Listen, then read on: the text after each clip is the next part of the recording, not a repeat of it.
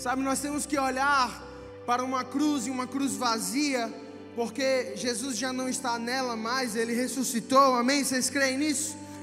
Então nós temos que olhar para a cruz vazia e nós temos que fazer com que a cruz nos lembre daquilo que Jesus escolheu passar por mim e por você.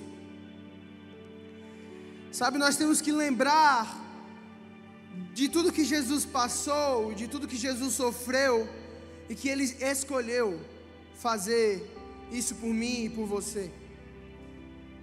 E esse sim é o maior ato de amor da história, porque o fato de Jesus ter escolhido morrer por pessoas que não mereciam, para salvar essas pessoas, é um ato de amor muito misericordioso.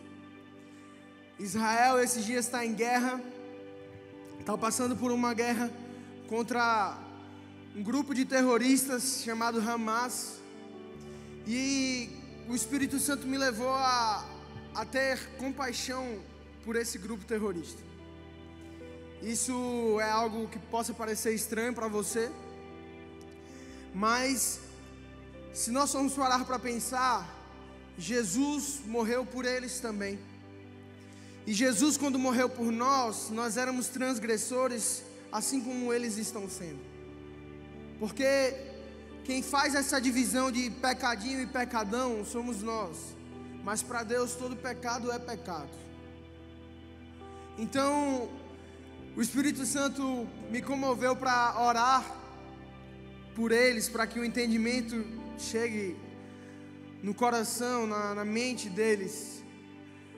Então, da mesma maneira que hoje você enxerga o Hamas, talvez Deus te enxergasse antes de Jesus vir, ou antes de você aceitar Jesus, porque hoje vai ser o dia que você vai aceitar Jesus verdadeiramente. E o fato de Jesus ter escolhido morrer por nós, pessoas más, foi o maior ato de amor da história, porque nós não merecíamos esse amor, nós não merecíamos a cruz que nos lembre daquilo que Jesus fez por nós, mas Ele decidiu isso. E a verdade é que a Trindade, Pai, Filho e Espírito Santo já existia desde o início de tudo, desde o princípio de tudo. Quando a gente lê Gênesis, e a palavra Gênesis, quando a gente vai pesquisar, significa princípio. E em Gênesis nós podemos ver que o Pai, o Filho e o Espírito Santo já existiam desde o princípio de tudo. A Trindade já existia antes da terra existir. Eles criaram juntos a terra, eles criaram juntos o ser humano. Eu queria ler com você Gênesis 1, versículo 2. Abra sua palavra, Gênesis 1, versículo 2, bem no início da sua Bíblia.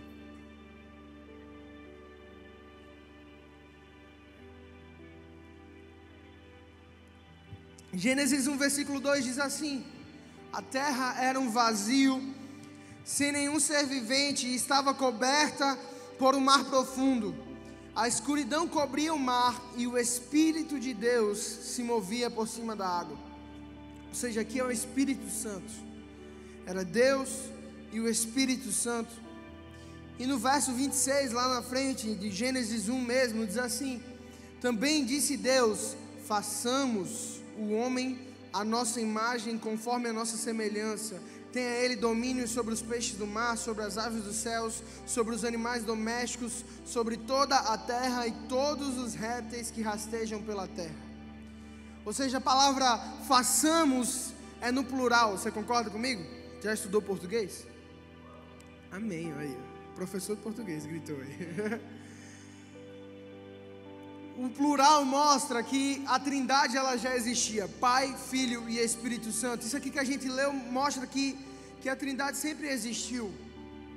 Porque sempre que você pensar em Jesus, e preste atenção em mim aqui, juventude, sempre que você lembrar, pensar em Jesus, não pense nele como alguém que não teve escolha de vir morrer ou não por nós.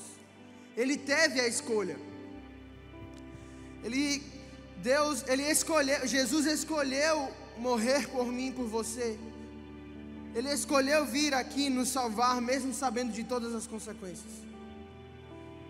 Foi uma escolha, porque talvez você pense que Jesus ele não teve uma escolha, ele foi impelido, ele foi convocado. Convocado ele foi, mas ele podia escolher não vir, porque ele também é Deus. A Trindade, a gente até aprendeu lá na conferência, não tem um pódio, Pai, Filho e Espírito Santo, são todos um só. Jesus ele tinha escolha de morrer ou não por mim e por você, mesmo sabendo de todas as consequências que ele ia passar, ele escolheu. E isso torna tudo ainda mais lindo, por ele nos ter escolhido.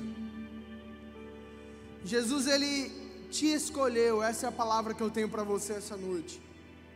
Você não é qualquer um, você não é qualquer uma, porque Jesus te escolheu, ele morreu por você, ele sabia quem você era.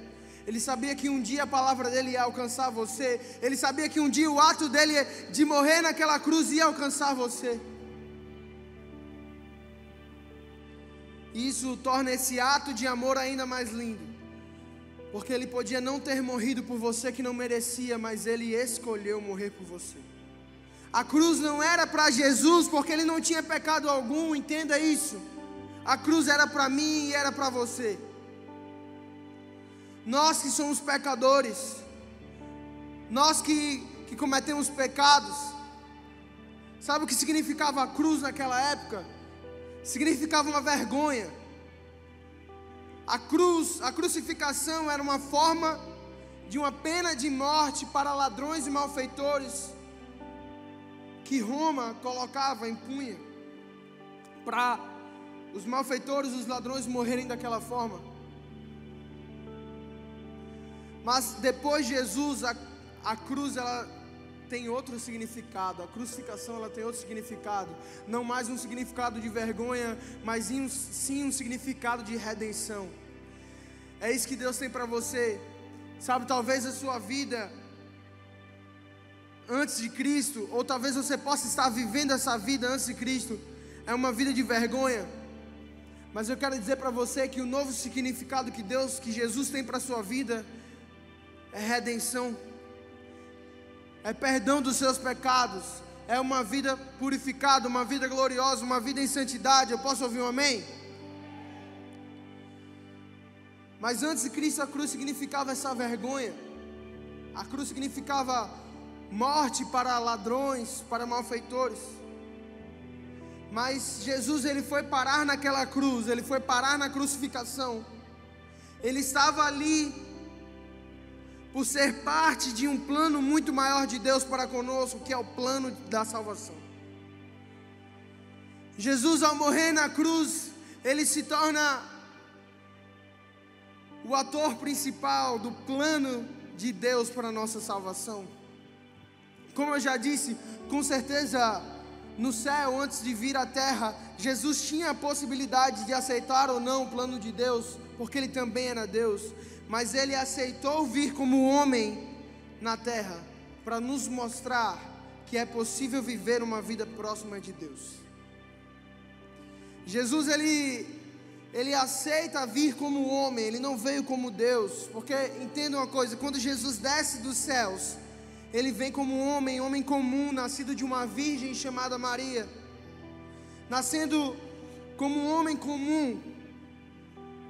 Porque você concorda comigo que Jesus já poderia vir pronto, ele já poderia vir adulto, resolver tudo em um mês e voltar para o céu, para a casa dele, não é verdade? Você já parou para pensar nisso? Jesus ele podia ter vindo adulto já, ter morrido por nós e ter voltado para o céu, resolvido tudo bem mais rápido. Mas por que Jesus escolheu vir como homem comum, que nasce como um bebê, que vive todas as fases da vida dele até adulto? E Jesus viveu até os 33 anos. Por que Jesus escolheu isso? Para te provar que é possível ser um homem e mesmo assim ser próximo de Deus. Ser um jovem e mesmo assim ser próximo de Deus. Sabe por quê? Jesus passou pela fase que talvez você esteja passando agora. que seja a sua juventude, que seja a transição da juventude para ser adulto. Jesus, ele passou por todas essas fases, única e exclusivamente, para mostrar para você que é possível. É possível ter uma vida santa, é possível ter uma juventude santa, é possível você ser próximo de Deus. Jesus veio, passou por cada fase para te provar isso. Porque, como eu disse, ele podia vir como Superman, ele podia descer do céu com uma capa vermelha, mas não, ele veio como um homem, para provar para mim e para você que também nós somos capazes de ser próximos ao Pai, por causa da crucificação, entenda isso. Por causa da morte de Jesus, nós somos redimidos dos nossos pecados. Por causa da morte de Jesus, o seu pecado agora não tem mais poder de julgamento contra você. Única e exclusivamente por causa do ato de Jesus de morrer na cruz e escolher isso por mim e por você. Ele escolheu passar por cada fase de um ser humano para ser uma referência para nós.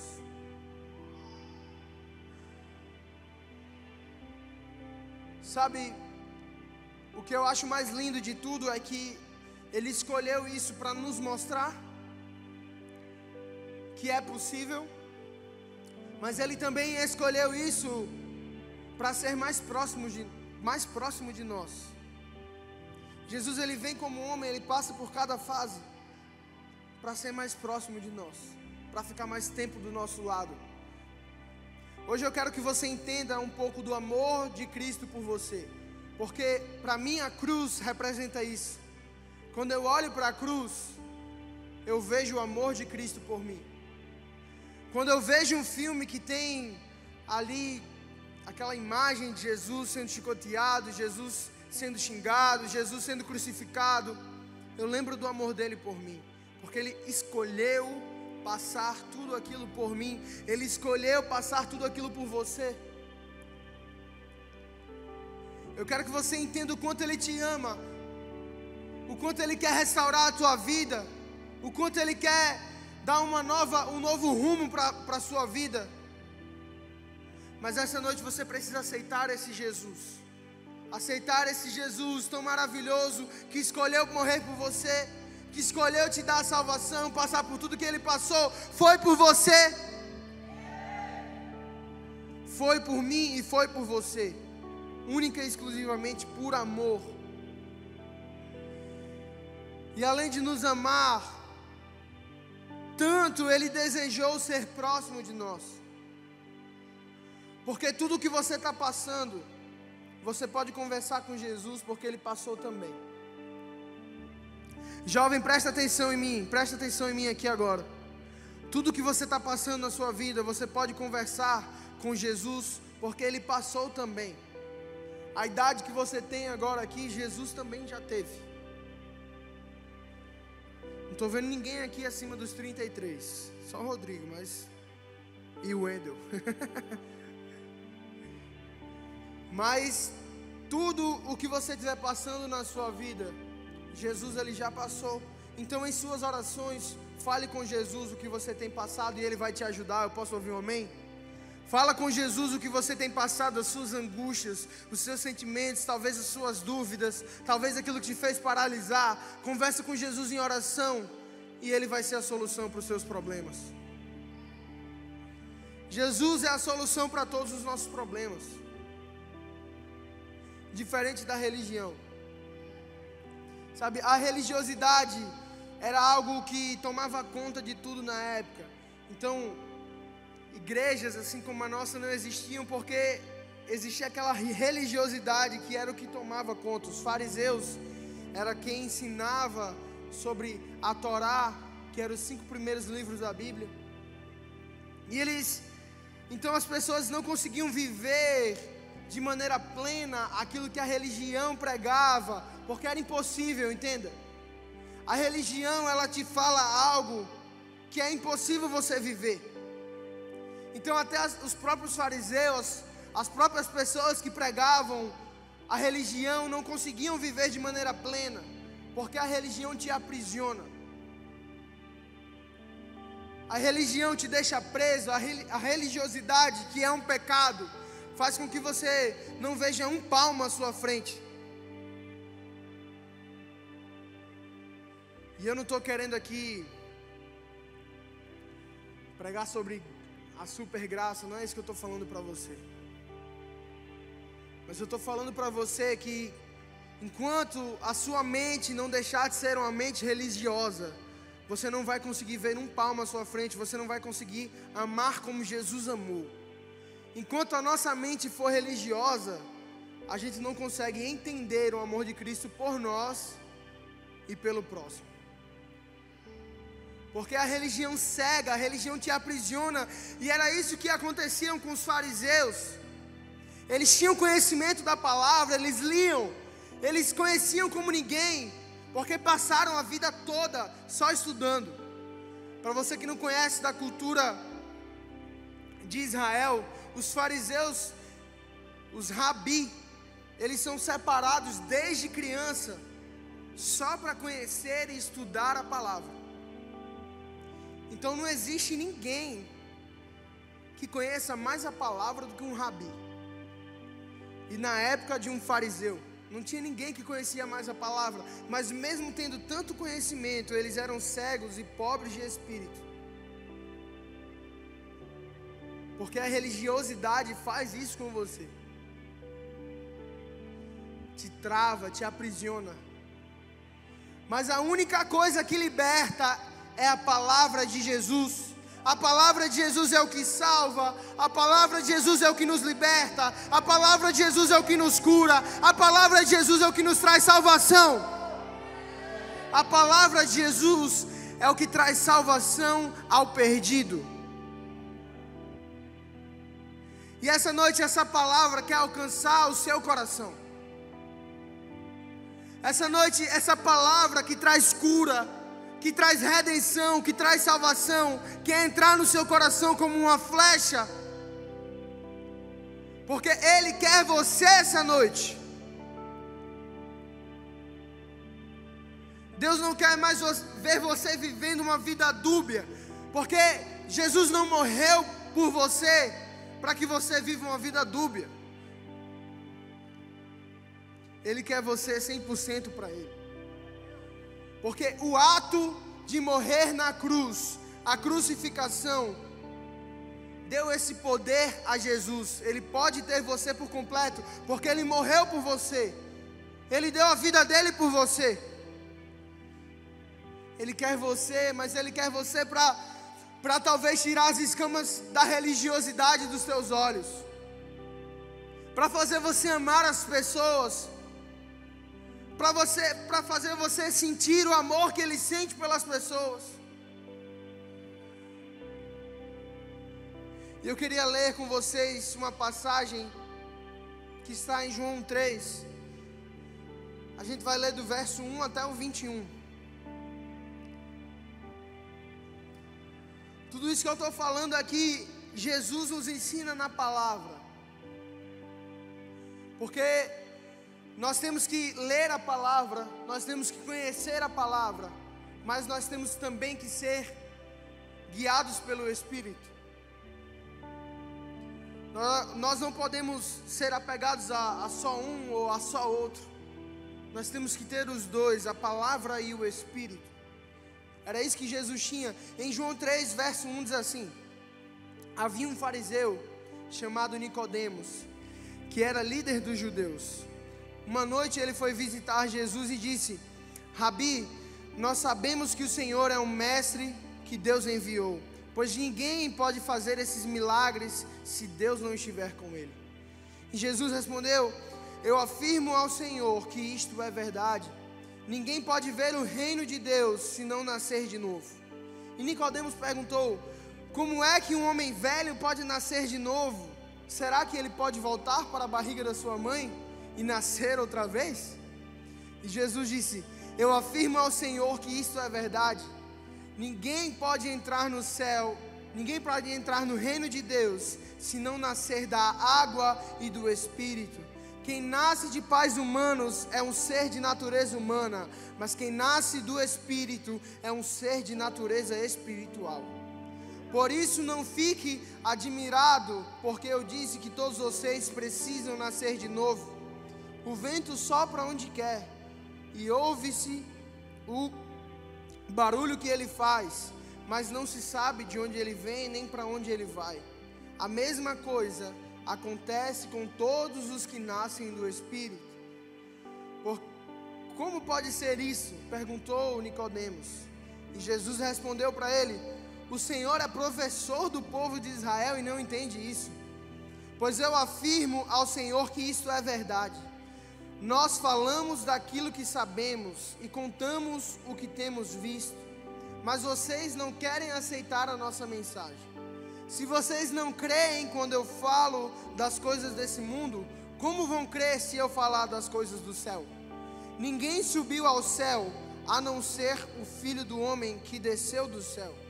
Assim como Moisés no deserto levantou a cobra de bronze numa estaca, assim também o Filho do Homem deve ser levantado, para que todos os que crerem nele, eu vou repetir isso aqui, todos os que crerem nele, tenham a vida eterna, porque Deus amou o mundo de tal maneira, que deu o seu único Filho, para que todo aquele que nele crê, não pereça, mas tenha vida eterna. Pois Deus mandou o seu Filho para salvar o mundo e não julgá-lo.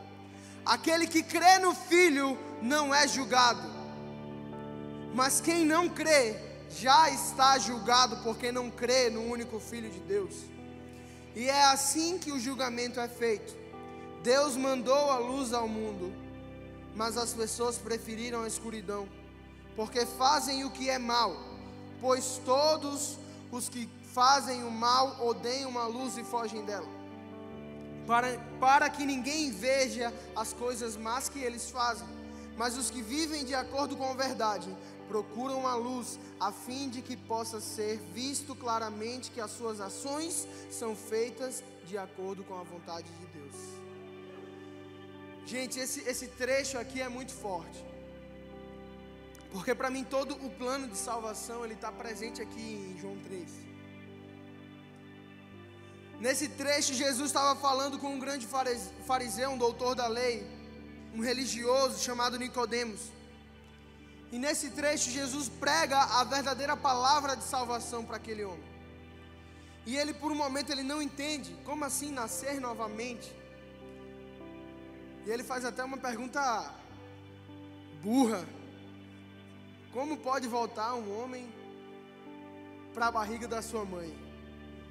Ele chega a fazer essa pergunta para Jesus. Se Jesus fosse o seu Lunga, ele já tinha levado uma na cara ali, não é verdade? Acho que ninguém conhece seu Lunga. Tiringa. Se Jesus fosse o Tiringa. A Alicia disse que piorou, mas acho que todo mundo conhece o Tiringa aqui. Se não conhece, você já não vê stand-up e não conhece o Tiringa. Então, só Jesus na tua casa. Mas voltando para a palavra, aqui nesse trecho, Jesus ele prega a verdade, a palavra para aquele homem. E ele diz assim: aquele que crer em Jesus, o Filho de Deus, será salvo. Porém, aquele que não crê, já está condenado. E é o que eu quero falar para você essa noite. Você crê no Filho, você já é salvo. Mas se você não crê, você também já está condenado a viver o resto dos seus dias no inferno. Mas Jesus ele deixa algo bem claro aqui nesse texto, quando ele fala daqueles que não gostam da luz e que fogem dela. Pessoas que não gostam da luz são pessoas que ainda não creram que Jesus é o seu único Senhor e Salvador e ainda não foram salvas. Porque a luz é a palavra, amém? A palavra é a luz que ilumina o meu caminho. Quem foge da palavra de Deus quem foge do julgamento da palavra que Jesus está falando aqui, ainda não recebeu o Espírito Santo dentro do seu coração. Talvez você já até veio aqui na frente, você já aceitou a Jesus, você já fez esse ato, mas a sua vida não condiz com isso. Mas essa noite Deus ele te dá uma nova oportunidade para que a tua vida seja condizente com a decisão que você tomou de seguir a Cristo e de amar a luz. Sabe, juventude, aquela coisinha que talvez você esconde, aquele pecadinho que você esconde, talvez do seu líder, talvez do seu pastor, é algo que está te levando para o inferno. Sabe, aquele pecado, e eu estou falando sério agora, presta atenção em mim. Aquele pecado que você ainda não conseguiu se livrar dele porque você não tomou uma decisão verdadeira.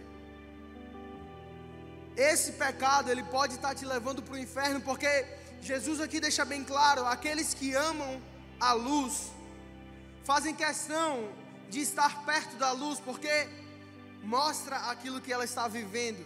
É isso que Jesus quis dizer. Ou seja, eu não tenho nada para esconder. É isso que Jesus está falando. Aqueles que amam a palavra, aqueles que amam a luz, não tem nada o que esconder. Existe um princípio que a Bíblia nos ensina, que é chamado o princípio da confissão. Quando eu confesso os meus pecados, eu recebo o perdão divino, seja esse pecado confessado realmente arrependido. Então, quando a gente não confessa com os nossos lábios os nossos pecados, esse pecado pode estar te aprisionando, pode estar te cegando, e você não sabe disso. Sabe, talvez você, menina, ouça isso. Talvez você, menina, um pouco carente, fica sentando em qualquer colo, quando você deveria procurar um homem que te trate como Jesus tratou a igreja. E talvez você peca por isso.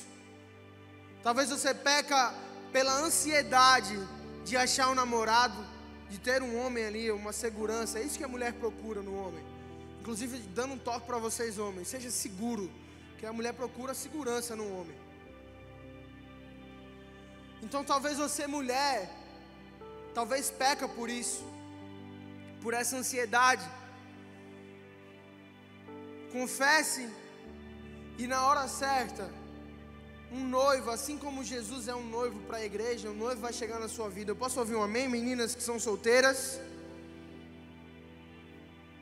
Você, homem, talvez pela a sua ansiedade, que seja sexual ou qualquer outra coisa, você comete pecados, e esse pecado está te aprisionando, e se não for confessado, você nunca vai se livrar dele, e você vai parar no inferno por causa dele.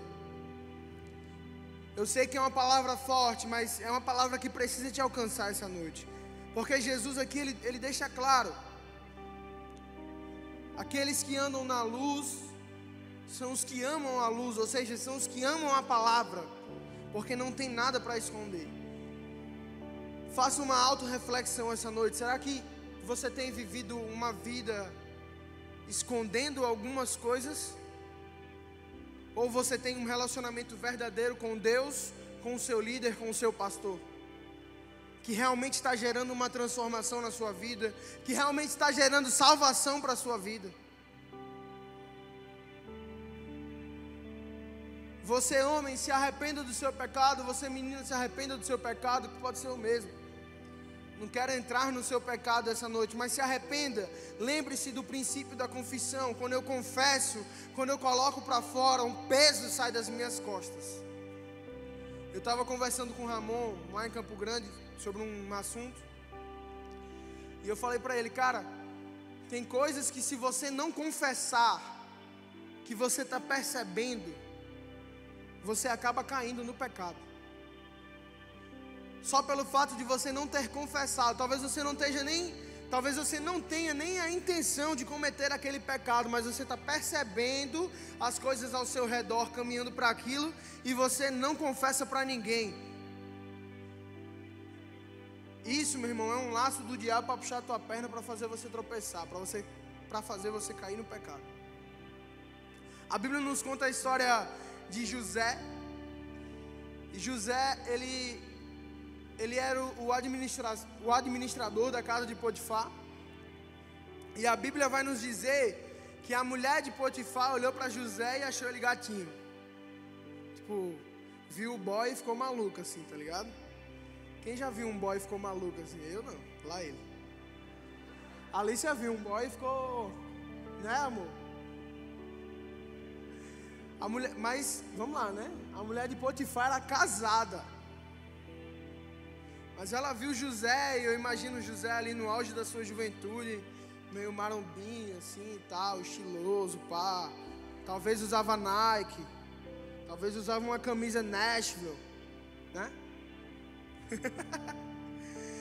E a mulher de Potifar, ela vê José, e a Bíblia fala que ela desejou José.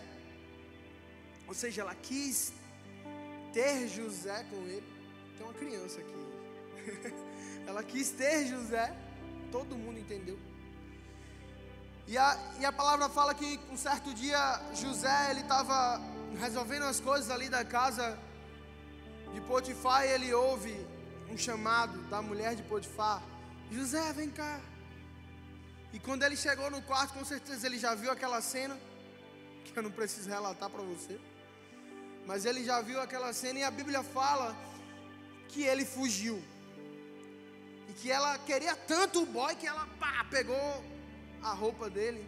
E aí o resto da história talvez você já conheça. Ele é preso, mas depois é solto, se torna governador, porque Deus era com ele. Mas a decisão que ele tomou ali naquela hora foi o que fez Deus ser com ele. Você entende o que eu estou falando? Está todo mundo comigo aqui ainda? Todo mundo está comigo? A decisão que ele tomou naquela hora foi o que fez Deus ser com ele, que foi o que fez Deus fazer com que ele fosse governador de todo o Egito.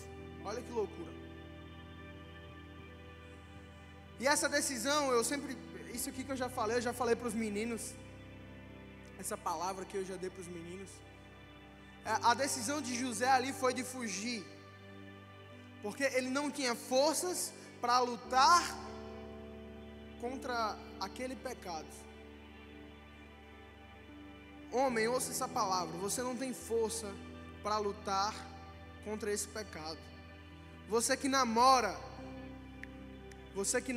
presta atenção. Você não tem força para lutar contra você e a sua namorada em um lugar que não tem ninguém. Você não tem força para isso. Então faça como José, fuja. Tem muito jovem que vem ter aconselhamento comigo, com o pastor também, com certeza, que não se ajuda. Porque a Bíblia deixa bem claro, José fugiu. Eu tenho a leve impressão, pastor, eu gosto de ler a Bíblia assim. Eu tenho a leve impressão que José ficasse mais um minutinho ali, ele caía no papo da Dalila ali. Porque mulher, quando quer, ela, né, galoba o cara facinho. Então, tipo, José, a Bíblia deixa bem claro, José viu, já correu. Porque se ele fica mais um minutinho ali, ele já fazia besteira. Então você jovem que namora, queira noivar, queira fazer as coisas em santidade, porque vale a pena. Essa é a palavra que eu tenho para você. Vale a pena fazer as coisas em santidade, porque Deus é com você quando você é santo, assim como Ele foi com José. Eu com a minha esposa, nós fizemos tudo em santidade, e Deus, Ele tem provido coisas que a gente nem imaginava. Talvez a gente fale e vocês não acreditem, mas é verdade. E o problema é seu se você não acredita, mas é verdade. Deus, Ele proveu tudo o que a gente precisava e muito mais. Sabe, antes de casar, um ano antes assim. A gente não tinha uma casa, eu só tinha um carro, a gente não tinha nada, móvel, nada. Em menos de alguns meses assim a gente colocou em oração e Deus deu tudo que a gente queria. Até o chão da casa que a Alícia queria é o chão da casa que a gente mora hoje. Então vale a pena fazer as coisas em santidade, porque Deus é com você quando você é santo. E eu profetizo que essa juventude vai ser uma juventude santa, uma juventude que foge do pecado, em nome de Jesus.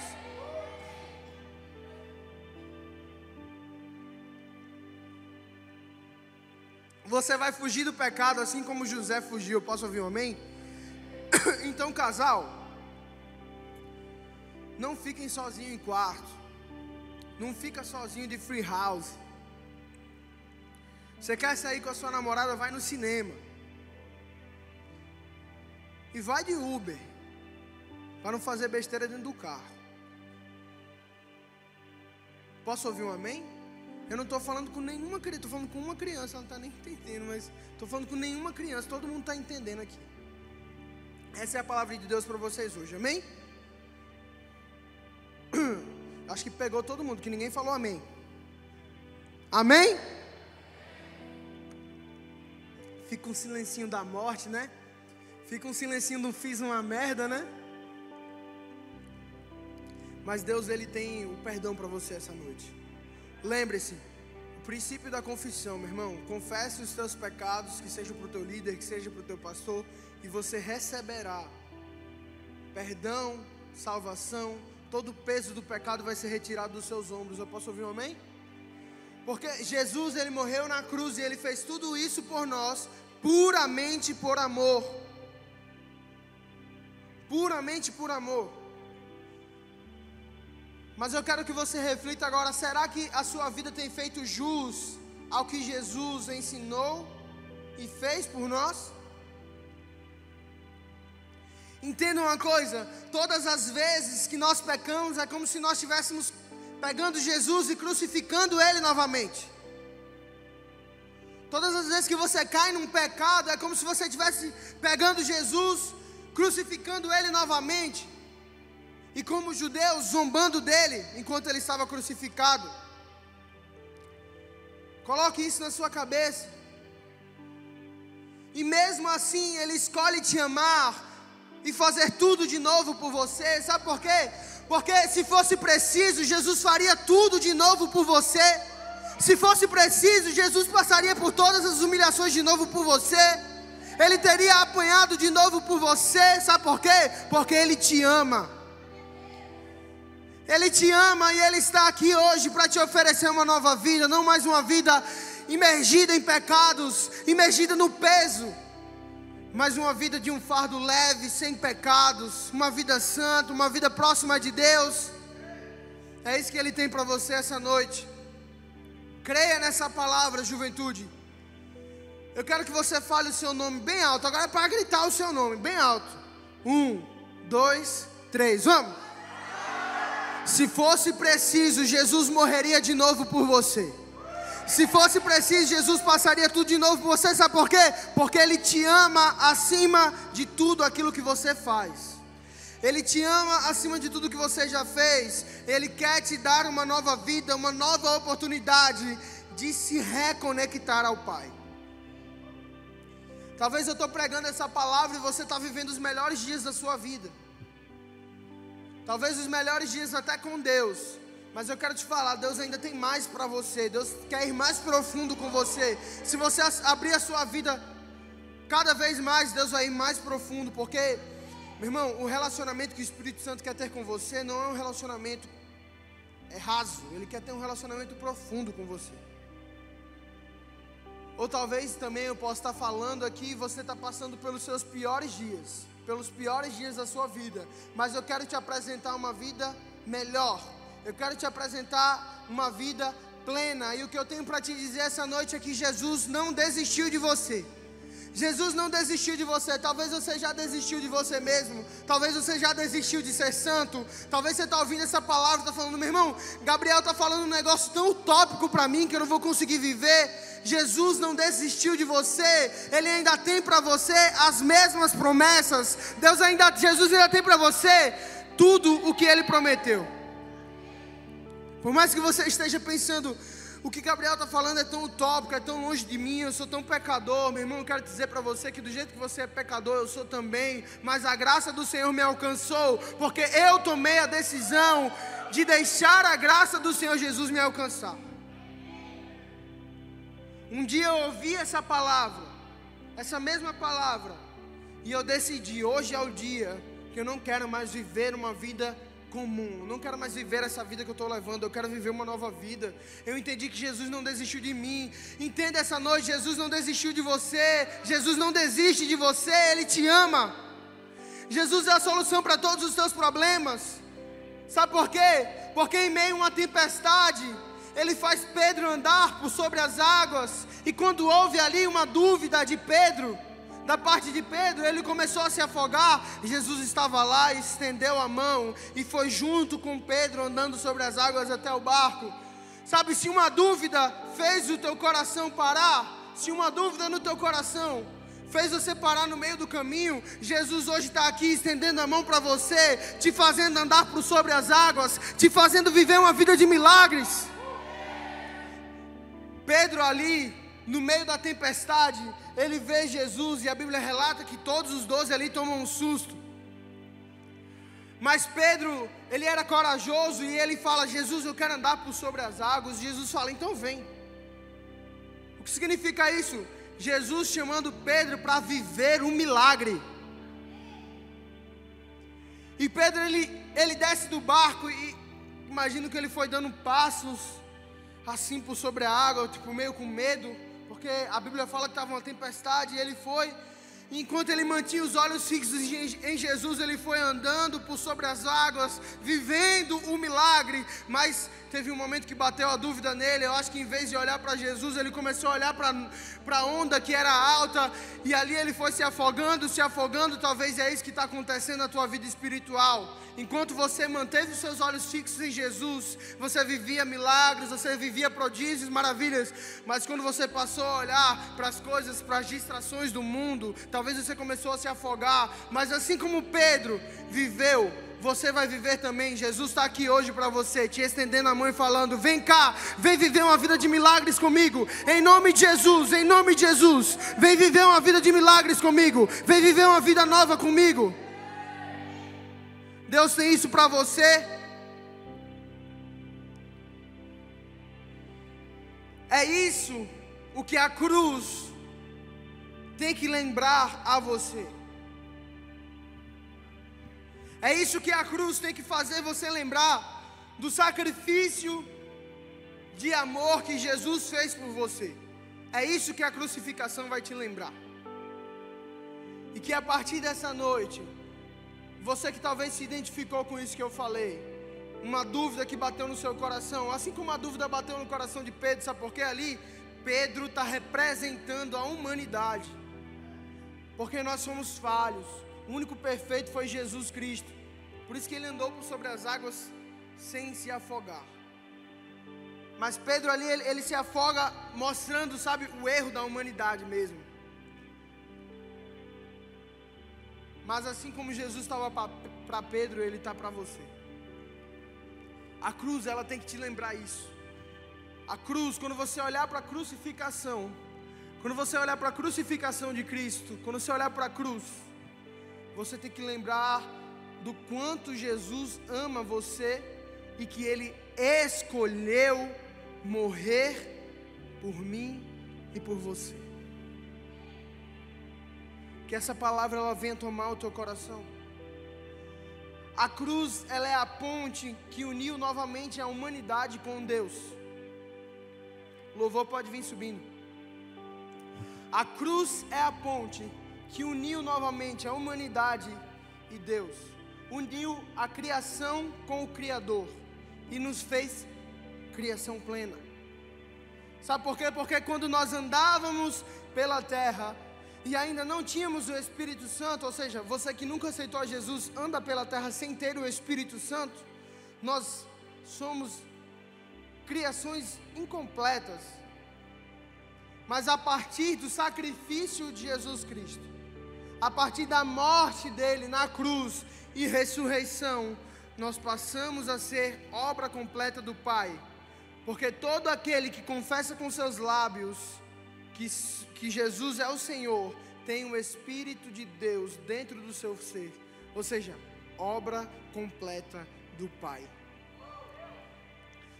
Todos os que confessarem com seus lábios que Jesus é o seu Senhor e o seu Salvador, recebem salvação, recebem uma vida nova, recebem perdão de pecados, recebem tudo, meu irmão. A sua vida muda. Porque é isso que Jesus tem para nós. Esse é o plano de salvação. Esse é o plano da salvação que Deus teve para nós. Essa vida maravilhosa, essa vida perfeita. E hoje Jesus está aqui. Hoje Jesus te chama mais uma vez para ser obra completa do Pai.